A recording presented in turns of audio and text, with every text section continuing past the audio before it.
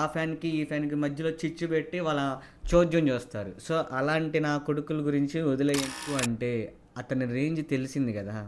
So, అందుకననమాట. Pin drop hero పాజిటివ్సే మీరు చెప్పుకోండి. అవతల నెగెటివ్స్ చెప్పుకోవాల్సిన అవసరం లేదు. Hi friends, welcome to frame by frame Telugu. So, ఈ వీడియో గనుక మీరు ఫస్ట్ టైం చూస్తుంటే లైక్ చేసి ఈ వీడియోని చూడటం అయితే స్టార్ట్ చేయండి. ఇంకా ఆలస్యం చేయకుండా వీడియోలోకైతే వెళ్ళిపోదాం.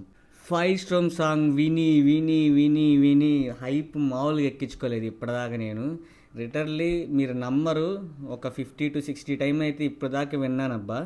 సో ఎందుకు అది రిపీట్ మోడ్లో పెట్టుకొని వింటానే ఉన్నాను.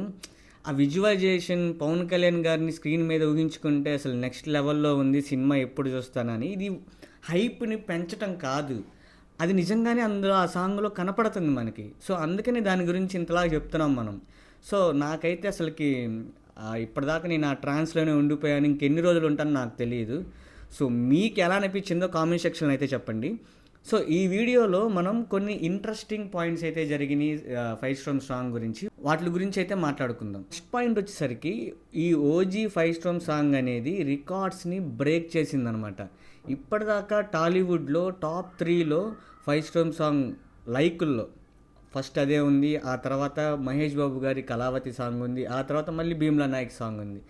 ఇందులో యాదృచ్ఛికం ఏంటంటే మూడిటికి తమన్ గారే మ్యూజిక్ డైరెక్టర్. తమన్ గారు హ్యాట్స్ ఆఫ్, మీరు డ్యూటీ చేశారండి ఈ సాంగ్కి, నెక్స్ట్ లెవెల్ డ్యూటీ చేశారు. అలాగే టాలీవుడ్లో టాప్ 3 లైక్స్లో 24 అవర్స్లో మీ సాంగ్సే ఉన్నాయి, దానికి కూడా hats off. And second point వచ్చేసరికి ఈ సాంగ్కి యునానిమస్ రెస్పాన్స్ అయితే ఇచ్చారు. అసలుకి బాగా సెలబ్రేట్ చేసుకుంటున్నారు. ప్రతి ఒక్క ఫ్యాన్ కూడా, ప్రతి ఒక్క హీరోస్ ఫ్యాన్స్ కూడా ఈ సాంగ్ని వైబ్ అవుతున్నారు. ఇది ఒక మంచి విషయం అనమాట. ఎందుకంటే ఇది మూవీకి చాలా చాలా ఇంపార్టెంట్, బాగా పనికొస్తుంది టికెట్లు తగ్గటానికి. సో ఈ సాంగ్ తోటి ఒక మెట్టు ఇంకా పెరిగిందే కానీ హైప్ తగ్గలేదు. యునానిమస్గా అయితే ఈ రెస్పాన్స్ అయితే వచ్చింది. కానీ కొంతమంది ట్విట్టర్ బఫూన్స్, పెయిడ్ బఫూన్స్ ఉంటారు. వాళ్ళు ఏంటంటే డబ్బులు తీసుకొని కామెంట్లు పెడతారనమాట. పక్కన వాళ్ళకి, ఆ ఫ్యాన్కి ఈ ఫ్యాన్కి మధ్యలో చిచ్చు పెట్టి వాళ్ళ చోద్యం చేస్తారు. సో అలాంటి నా కొడుకుల గురించి వదిలేయండి. వాళ్ళు ఎప్పుడు బాగున్నా బాగోపోయినా కానీ ఇది చేస్తారు. ఏం చేశారంటే, కూలీ ట్రైలర్ రిలీజ్ అయింది, ఫైవ్ స్ట్రోమ్ సాంగ్ రిలీజ్ అయింది. ఫైవ్ స్ట్రోమ్ సాంగ్ ఎప్పుడు రిలీజ్ అయింది? లీక్ ద్వారా 2:25కి లీక్ అయితే కూలీ 7ంటికి లీక్ అయింది. దీనిని రెండింటిని మిక్స్ చేసి మీకు ఎంత లైక్స్, ఇన్ని అవర్స్లో ఇంత వచ్చింది, ఇన్ని అవర్స్లో ఇంత వచ్చింది అని చెప్తున్నారు. అసలు అది ట్రైలర్ రా బాబు, ఇది సాంగ్. ఎవడైనా సాంగ్కి పోటీ పెడతారు, అసలు పోటీ పెట్టాల్సిన అవసరం లేదు.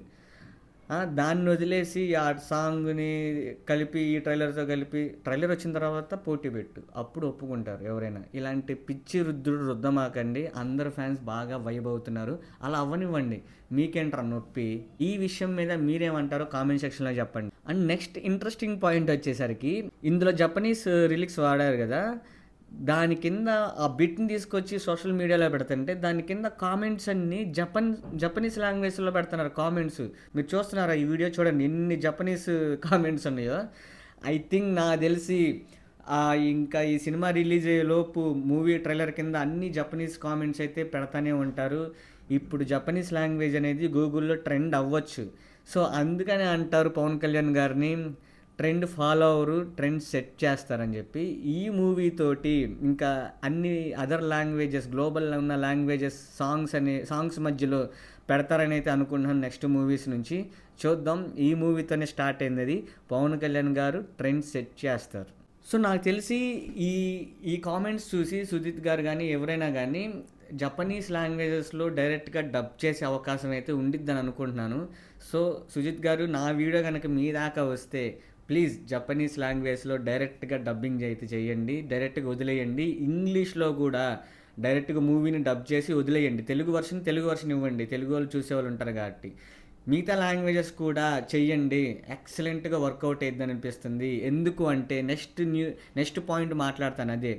సో నెక్స్ట్ పాయింట్ ఏంటంటే, వరల్డ్ వైడ్ గ్లోబల్గా అసలుకి ప్రపంచవ్యాప్తంగా రిలిక్స్ వీడియో ఉంటుంది కదా, సాంగ్ వీడియో, అది యాష్ నెంబర్ 2లో ట్రెండ్ అవుతుంది. They call me OG, I mean five storm song అనేది. అది ఇప్పుడు నేను చెప్పేసరికి 2లో ఉంది, ఇంకా ఫస్ట్ ప్లేస్కి కూడా రావచ్చు. సో గ్లోబల్లీ ఈ సాంగ్ రీచ్ అయింది. బుట్ట బొమ్మ ఎలా అయితే రీచ్ అయిందో దానికి మించి ఈ సాంగ్ అయితే రీచ్ అయ్యి నెంబర్ 1 ప్లేస్కి అయితే దూసుకెళ్ళిపోతుంది. సో మీరు దయచేసి అన్ని లాంగ్వేజెస్లో ఈ సినిమాని డబ్ చేయండి, డైరెక్ట్ రిలీజ్ చేయండి, చూసిన కాడికి చూస్తారు. సో నాకు తెలిసి ఈ సాంగ్స్ వచ్చే కొద్దీ దీని రేంజ్ ఇంకా పెరుగుతుందని అనిపిస్తుంది. కానీ జపనీస్ లాంగ్వేజెస్లో మాత్రం 100% ఇది రిలీజ్ అయ్యింది. అక్కడ కూడా మంచి విజయం సాధించింది. అక్కడ దంగల్ సినిమా పెద్ద విజయం సాధించింది. సో ఇది కూడా సాధించబోతుంది అయితే నాకు అనిపిస్తుంది. దీని మీద మీ అభిప్రాయం అంటే చెప్పండి. అన్ని లాంగ్వేజెస్ రిలీజ్ అవ్వాలా, జపనీస్లో రిలీజ్ అవ్వాలనే దాన్ని కూడా కామెంట్ సెక్షన్లో అయితే చెప్పండి. అండ్ నెక్స్ట్ పాయింట్, తమన్ గారి కెరియర్లోనే ది బెస్ట్ సాంగ్ అయితే ఇది అవ్వబోతుంది. నెక్స్ట్ ఇంకా హంగ్రీ చీతా ఉంది, ఇంకా సాంగ్స్ ఉన్నాయి. ఇప్పటి వరకు మాత్రం ఈ సాంగ్ అయితే అతని కెరియర్లోనే బెస్ట్ సాంగ్. అలాగే పవన్ కళ్యాణ్ గారి మూవీస్లో కూడా ఈ సాంగ్ అయితే బెస్ట్ సాంగ్గా నిలవబోతుంది. మార్క్ మై వర్డ్స్, ఇది ఖచ్చితంగా జరిగి తీరుతుంది, జరుగుతుంది. ఇంకా ట్విట్టర్లో మన బఫూన్స్ రెడీ అయిపోయారనమాట. ఇప్పుడు వాళ్ళందరూ pin drop silent, maximum people pin drop silent. ఎందుకు అంటే అతని రేంజ్ తెలిసింది కదా. సో అందుకనమాట పిన్ డ్రాప్ సైలెంట్గా ఉన్నారు. సో ఇదొక మంచి విషయం. మనం ఎవరిని ద్వేషించకూడదు, మనం అందరినీ ప్రేమిస్తే మళ్ళీ వాళ్ళు మనల్ని తిరిగి ప్రేమిస్తారు. మన ప్రభాస్ గారి డైలాగే సేమ్. మనం ఏదైతే మాట్లాడతామో అది వెనక్కి తిరిగి వస్తుంది. మనం కోపంగా మాట్లాడితే అవతోడు కోపంగా మాట్లాడతాడు, మనం ప్రేమగా మాట్లాడితే అవతోడు ప్రేమగా మాట్లాడతాడు. మన ఛానల్లో ఎప్పుడు వేరే హీరోస్ని దేశించటం ఉండదు, ఉన్నది ఉన్నట్టు మాట్లాడుకుంటాం.